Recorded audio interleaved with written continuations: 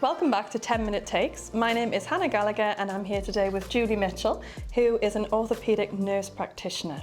Hi. Hi. Thank you for coming in today. No worries. Can you just tell me a little bit about your role? We're really interested in the role of enhanced clinical practitioners, and I'd love to hear what that is for you. So I currently work at Wansbeck Hospital under orthopaedics. We have two sides to the department. One is elective orthopaedics, pretty straightforward. And the other side is the bone and joint infection unit, which is anything but straightforward. Right, okay. Quite complex patients, which is where the enhanced practice really comes into scope. Yeah. We are a nurse-led unit, so we don't have any distractions from any doctors, which is great for us as a team, and it's a very well-run team. Brilliant. The ability to do enhanced practice in a nurse-led unit is it's great for our team. It means that my scope of practice can be extended beyond it was already, even as a nurse practitioner, just by applying a deeper level of knowledge and skills. And what's that done for your sort of professional development, do you think? So for me, I think I'd come to sort of a little bit of a plateau in terms of career. I wasn't quite sure what or where I was going. I'm more than happy at the level that I'm at. I don't particularly want to go to a bigger band. I don't want to leave the team I'm currently working for. I really enjoy it. But I do like to push myself and expand things. What I wanted to do was to build on the knowledge and skills I already had as a nurse practitioner, and just solidify all of those things that I had, that I talked about, that I practiced, but hadn't ever been taught them officially. And that's what the ECP programme has allowed me to do. So you did the ECP programme. What kind of impact do you think, I know you've just briefly touched upon it, but what kind of impact did that programme have on you, but also on the service, do you think? So for me, I think that what it's done is made me look at everything that I'm doing at work and looking at my practice and looking at the practice of people around me and making sure that my practice is the best it can be, but also sort of disseminating the knowledge and skills that I'm learning through the course and rolling that out. So from newly qualified, and it's that kind of, prior to that I've always been very hands-on with junior colleagues in terms of teaching. Everyone knows I have a love of imparting my knowledge. Brilliant.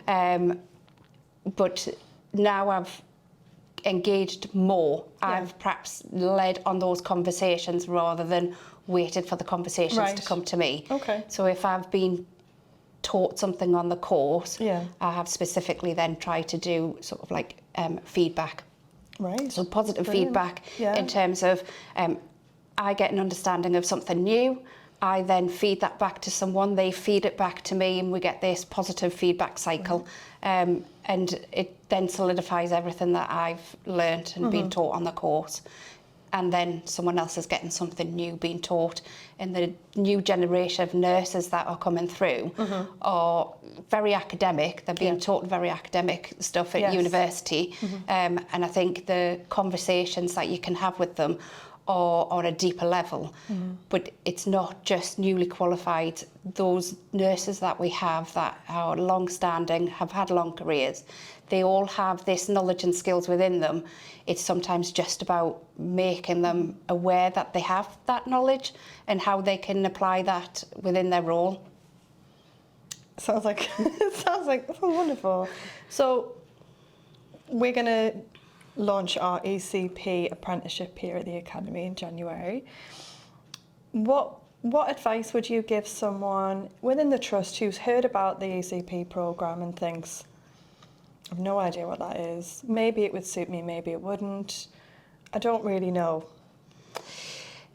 So I have been asked this question, and my answer is, so the course is great if you're thinking about solidifying your knowledge and your skills. It's also good if you want something as a stepping stone to advancing your career. It doesn't have to be about that. It doesn't, all teaching and learning doesn't have to be about going for the next role on the next band. It can just be about self worth, about like learning and continuously learning and growing and confidence. I think what is good about the programme is that it is a lot of it is self-driven. Right. So you put in the work to get out what you want from it. So, and that I can see from my own practice.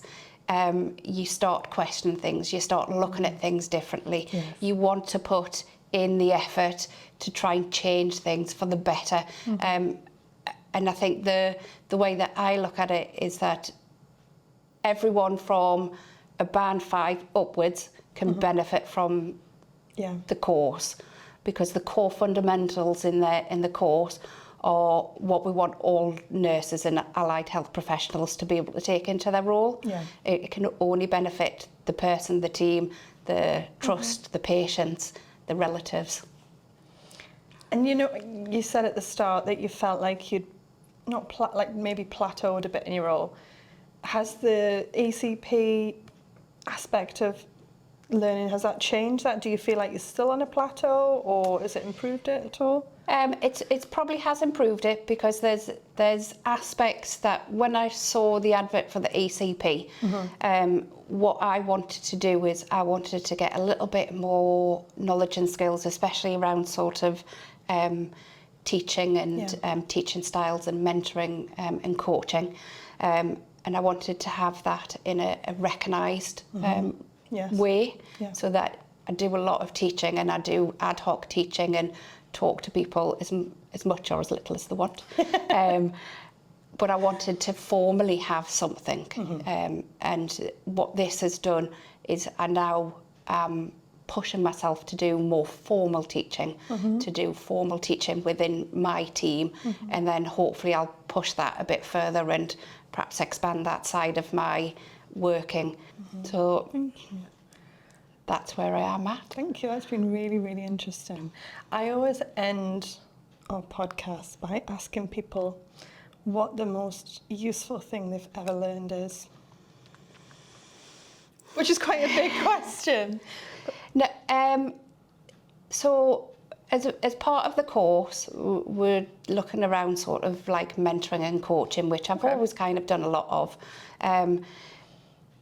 But as part of that, I've kind of reached out to some of our new staff that have come over from different countries. Oh, the international nurses. And the looking at nursing in a different aspect by talking to people who've done their training in different countries, and especially sort of the holistic side of nursing. I've always kind of thought about it, but I haven't really brought it into my practice. But that is something, because I've worked with some of them on sort of their preceptorship and the way how they're taught with nursing in the holistic side. I've really sort of tried to bring that on board with my nursing and teaching. So that's something that I think is great for me. And I've learnt loads from sort of the challenge of sort of trying to work alongside people who've been taught differently to how I've been taught, but to work so that we're all taking on board each other's practice. And it's this sort of, what's the title? I've just written it in an essay. It's like the, I know, well, I haven't finished writing the essay yet, but it's sort of, it's like reverse mentorship. Right. So the junior person in the role teaches someone more senior, and then you feed it back and you teach each other. So it's like a reciprocal kind of way of doing mentorship, which I've never really done before. Mentoring, it's always been like a junior and a higher, and you do like the dissemination down. But this way, I found it, you know, I'm learning as much as they're learning, and then it kind of just flips between the two roles. You're a mentor and a mentee. So that for me is, I think my knowledge and skills are just expanding all the time. Brilliant. What a brilliant answer to that question. Well, thank you very much for coming in. I've really enjoyed meeting you and talking to you. Thank you very much. Thanks very much.